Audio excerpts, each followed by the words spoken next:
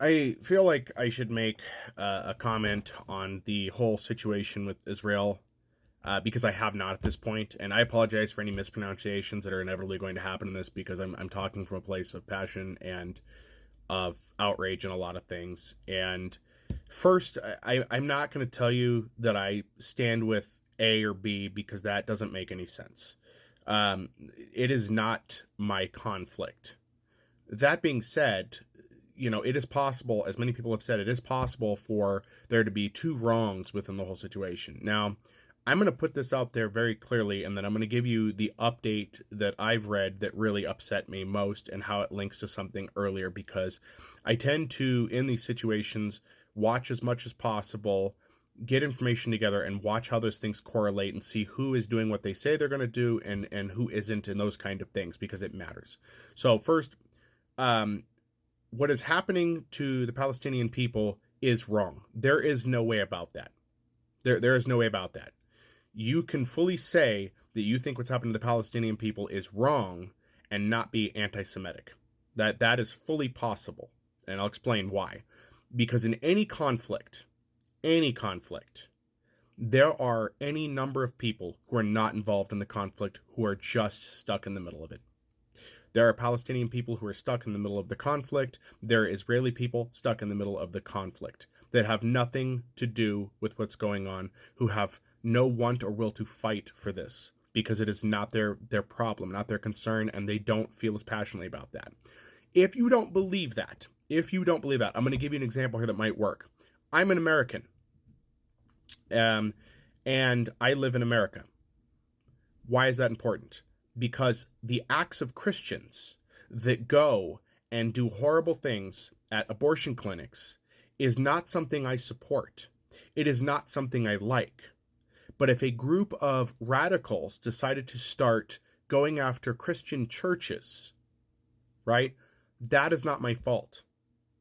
And a lot of people like me are not responsible for what a radical group of Christians is doing, or responsible for what a radical group of non-Christians is doing against Christians, right? It is a conflict between two different groups, and I am a part of neither. So you need to understand that there are innocent people who have nothing to do with this other than they're stuck in a geographic location, or they happen to live in a geographic location. Same as here. Sure, I could move to another country if I had the resources, but I don't, and I think my country can do better. So I stay here trying to do things like make videos and make comments online, hoping that more people will hear it and deal with it. I hope this portion helps people. Now, that out of the way, and I can clarify more if you need. I'm just trying not to make this too long because it's already going to probably be a longer video.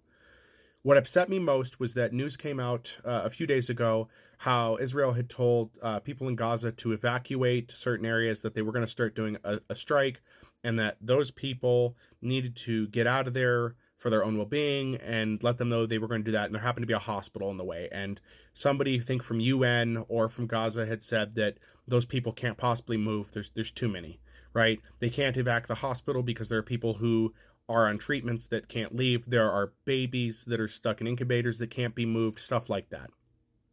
And in that, after expressing that, there was no humanitarian effort made to evacuate that area. And don't tell me that the area is too hostile.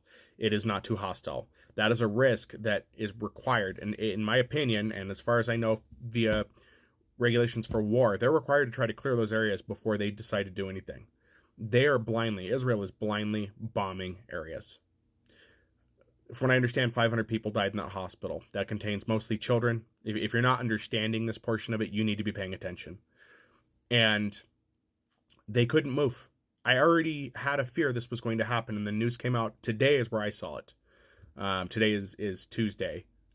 Tuesday the 17th. Just I'm out of sorts because of this, but it is upsetting because they're not following what they should be doing.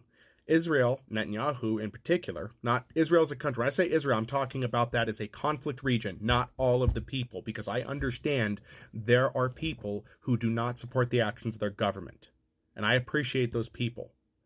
But Netanyahu made the call that they were not going to provide humanitarian aid. They were not going to provide food or water. They said, "Oh, we turned water back on," but somebody from Gaza said, "Well, that's great, but the pumps aren't working because electric is still off."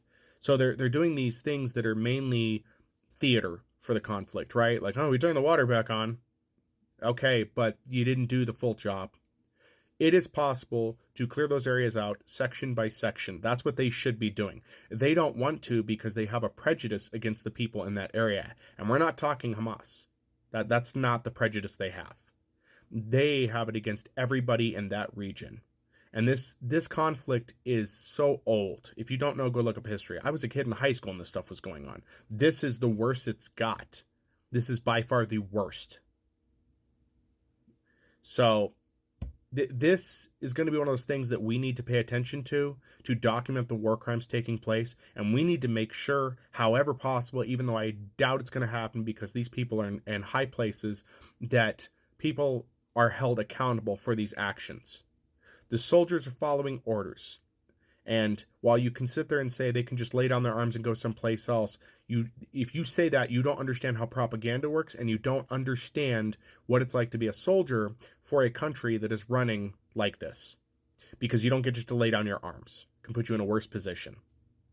Now, on the point of how both sides can be wrong, how two sides can be wrong, the radicalized group Hamas, I'm not going to call them freedom fighters.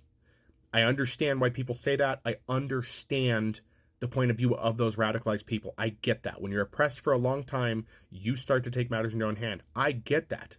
I can't condone it, but I get it. And if we're going to follow that mentality, then we need to start allowing people to radicalize elsewhere to handle other things. And I'm not talking about your corn-fed white boys who don't like people of a certain color in this country. I'm talking about people that are tired of those people doing racist things. But we don't, because we know it's not right. And innocent people will get hurt in that. And this can bleed into another topic that I feel passionately about, but we don't have time for that right now. But Hamas is wrong for doing what they did. They're hurting innocent people. I understand why they're doing it. Israel is wrong for attacking everyone in the Strip. And I to a point, not lesser, but to a point, they don't have as strong a reason. They're just using what Hamas did as a reason to start eradicating an entire people, to move an entire people. And when those people can't move, they just eradicate them, as we've seen. And that is what is most just disgusting about this whole thing. I can't even find the words for it at this point. A lot of people are starting to say that Israel and the Gaza Strip is very close to early United States and the Indians. And they're not far off from that. We've seen how this plays out. Somebody needs to do something. You know, America, unfortunately, I am very disappointed in my country because we are going to support Israel and not be a mediator. We are going to do what Israel wants. And that is wrong in itself. What America should be doing, what we should be doing, is offering to help those people. And I've already seen people like DeSantis saying, we can't support all these people from Gaza. Yeah, we can. Those people are far less dangerous. They're not even dangerous at all, in my opinion. But we have people in this country who are dangerous and don't even think the way that Hamas is. But I have concerns about the conflict. I've seen many content creators talking. This could very much become a major war, a major conflict. But what's happening now has to stop. And unfortunately, as these atrocities that are being committed against the Palestinian people are being broadcast, and as news people, has been shown in videos, are being cut off from trying to relay the facts that are coming out, this can potentially get worse. That region is sitting and is very hot right now. And I foresee this boiling over so badly. I was worried about Russia, Ukraine. I am more concerned about this conflict at this point. Anyway, guys, as usual, what are your thoughts? I'll be glad to respond to any comments that kind of stick out, or if you have any questions, I'll be glad to make comments there.